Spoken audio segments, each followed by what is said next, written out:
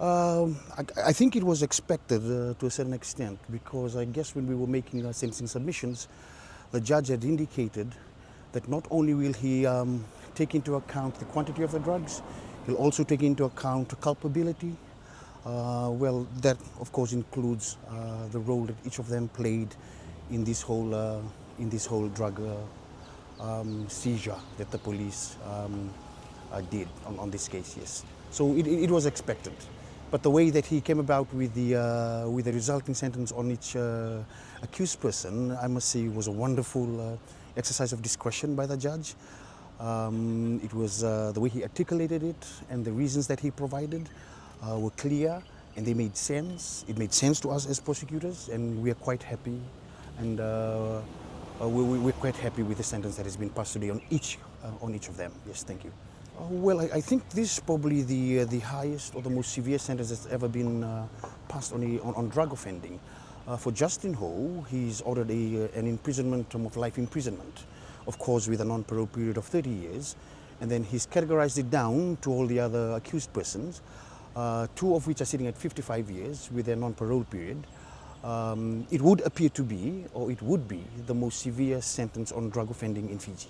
Yes, you know, my role as a prosecutor is to present the evidence in all its fairness.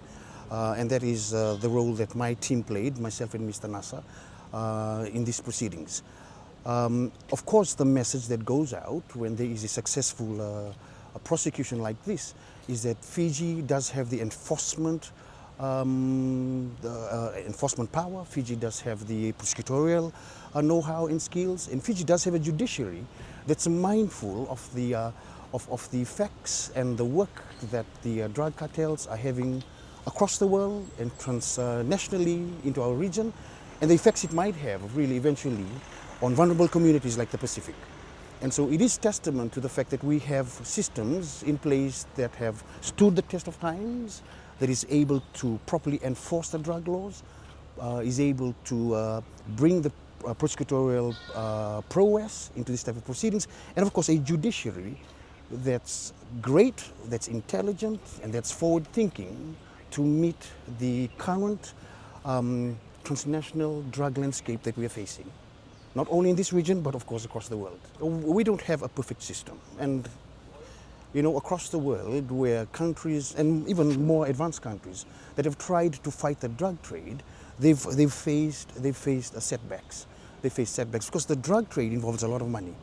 And of course, we're all vulnerable in some way, and at some stage, someone can get bought. And when somebody gets bought, somebody is corrupted, of course, there is a lacuna in the system. And of course, this case was not alien to that. It showed up some issues about accountability and transparency, and of course, integrity within the enforcement agencies, which was something that we had to take care of during the proceedings. Of course, the judge has been mindful of that, and you can see that it came out in his judgment and also in his sentencing. But like I said, we are a vulnerable, small island state. If countries like America, Australia, and New Zealand face this on a daily basis when they're trying to fight the drug trade, of course, we are much more vulnerable as a small Pacific island nation that largely depends on aid. Yes.